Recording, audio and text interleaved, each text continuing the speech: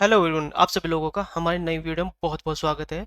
आज हम बात करने वाले बायोमेडिकल वेस्ट मैनेजमेंट के बारे में। एक्चुअली जो हॉस्पिटल के अंदर बायोमेडिकल वेस्ट जनरेट होता है उसको हम सेग्रीगेट कैसे करते हैं, ट्रांसपोर्ट कैसे करते हैं, कलर कोडिंग क्या है, उसी के बारे में आज हमें एक्सप्लेन करने वाले हैं। सबसे पहले हम बात करते हैं बायोमेडिकल वेस्ट मैनेजमेंट के बारे में। इसकी एक्चुअली जो आपका बायोमेडिकल वेस्ट होता है, यानी पीएमडब्ल्यू भी बोल सकते हैं, पीएमडब्ल्यू बायोमेडिकल वेस्ट, ये आपका टोटल 6 कैटेगरीज में होता है। ठीक है। 6 में जो पहला होता है आपका येलो, सेकंड होता है आपका रेड, थर्ड होता है आपका ब्लू, फोर होता है आपका वाइट, फाइव होता है आपका ब्लैक और सिक्स होता है आपका ग्रीन। ठीक है। ये कलर कोडिंग की हम बैग यूज करते हैं हॉस्पिटल के अंदर किसी भी बायोमेडिकल सेग्रीगेशन के लिए। सबसे पहले आपको बोल रहा हूँ, बताया जाए बायोमेडिकल के बारे में। एक्चुअली जो बायोमेडिकल वेस्ट ना डिवाइड होता है कितनी, 3 कैटेगरीज में। सबसे पहले होता है आपका जनरल वेस्ट। जो जनरल वेस्ट होता है कि सपोज करो किसी हॉस्पिटल के अंदर 100% जनरल वेस्ट से जनरेट हो रहा है किसी पेशेंट से, तो सब वो 3 कैटेगरी में। सबसे पहले जनरल वेस्ट हो गया, सेकंड हो गया आपका जो बायोमेडिकल वेस्ट, या और थर्ड आता है आपका रेडियोलॉजी या केमिकल। रेडियोलॉजी या केमिकल, इन तीनों तरह के जो बायोमेडिकल वेस्ट होते हैं वो जनरेट होते हैं हॉस्पिटल के अंदर। अगर हम बात करें इसी परसेंटेज की, तो 85% जो होता है आपका जनरल वेस्ट जनरेट होता है। ठीक है। दूसरा, यदि बायोमेडिकल की बात करो तो 10% हमारा जनरेट होता है, और बात करो रेडियोलॉजिकल का तो 5% होता है।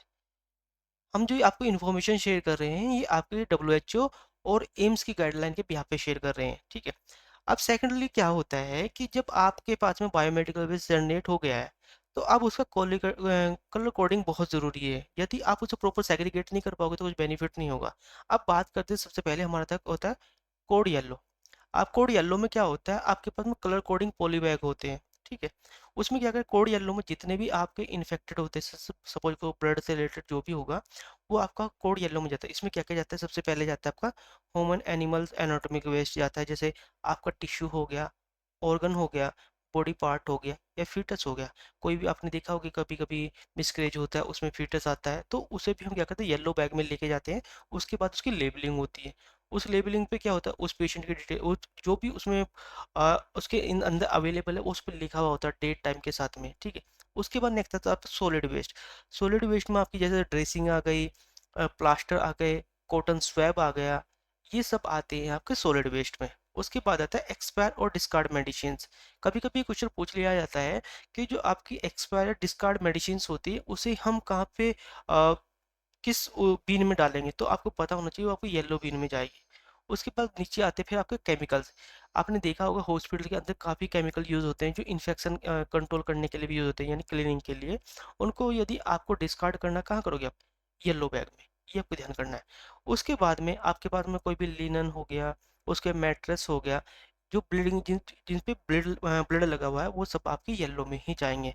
उसके बाद आता है जो भी आपका लैब से जो भी आपका जैसे ब्लड हो गया, उसके बाद जो भी ब्लड निकलता है वो आपका कहाँ जाता है, कल्चर होता है, वो सबका आपका येलो में जाता है।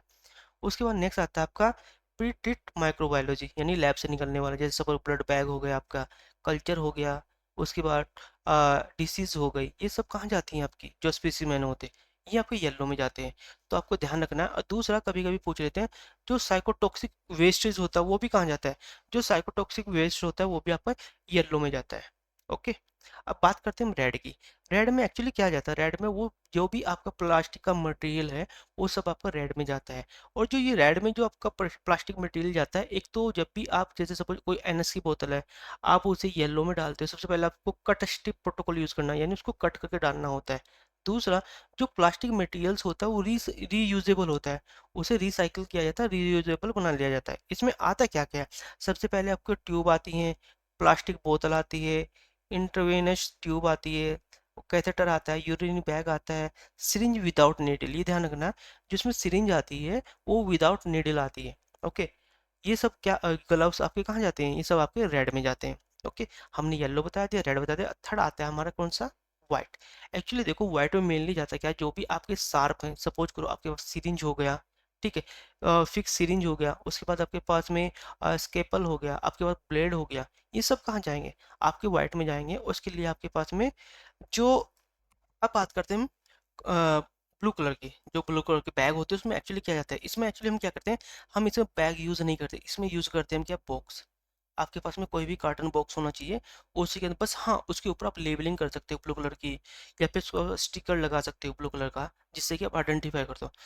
जो भी आपका ब्लू कलर का बॉक्स होता है उसमें टोटल आपके जो भी ग्लास वेयर होते हैं वो जाते हैं। आपको ये ध्यान रखना, जैसे आपकी वायल हो गया, आपका एम्प्यूल हो गया, और उसका डिस्कार्डेड ग्लास हो गए, ये सब कहाँ जाएंगे, आपके कोड ब्लू में जाएंगे। अब बात करते हैं, नेक्स्ट आता है हमारा नंबर 5। नंबर 5 पे आता है हमारा ब्लैक, ब्लैक बैग्स। ठीक है, इसमें क्या होता है, इसमें आपका जितना भी जनरल वेस्ट होता है, हॉस्पिटल के अंदर निकलने वाला जितना भी जनरल वेस्ट होता है, वो सब इसी के अंदर जाता है। इस जनरल वेस्ट में आएगा क्या, आपको ये भी तो पता होना चाहिए कि भाई एक्चुअली अगर हमने बोला है कि भाई आपके ब्लैक में, सबसे पहले आपको पता होना चाहिए जो न्यूज़पेपर होते हैं, जैसे हमने हैंड ओवर किया या हैंड वॉश किया न्यूज़पेपर से, हमें कहाँ डालना है, हम उसे, वो क्योंकि नॉर्मल है ना, जनरल वेस्ट है, आप किसे डाल सकते हैं, सपोज को, हाँ आपके हैंड गीले हो गए, आपने न्यूज़पेपर से उसको ड्राई किया और उसे आपको जनरल वेस्ट में डाल देना, यानी जो भी आपको ब्लैक कलर का है। यदि आपने कोई प्लास्टिक यूज़ की, जैसे आप बाहर से खाना लेके आ रहे हैं या फ्रूट लेके आ रहे हैं, जो उसकी पॉली बैग होता है जो प्लास्टिक का, वो भी आप कहाँ पे जाएगा, वो भी आपका ब्लैक में जाएगा। उसके बाद में आपने देखा होगा जब खाना लेके आ जाता है उसमें एल्युमिनियम फॉइल होती है, वो भी आपकी कहाँ जाएगी, ब्लैक में जाएंगे। आपने देखा हो जब आप डिपार्टमेंट में सिरिंज निकालते हो तो उसके ऊपर प्लास्टिक के कवर होता है, ठीक है, वो आपका कहाँ जाएगा, वो जाएगा आपका ब्लैक में। ठीक है, उसके बाद आता है नेक्स्ट आपका नंबर 6 पे, ग्रीन, ग्रीन बैग। जो ग्रीन बैग का यूज़ होता है मोस्टली वो भी हॉस्पिटल में होता है, लेकिन ये क्यों यूज़ होता है, देखो, जब आप हॉस्पिटल में वर्क करते हो तो वहाँ पे क्या होता है, पेशेंट को खाना भी देना होता है।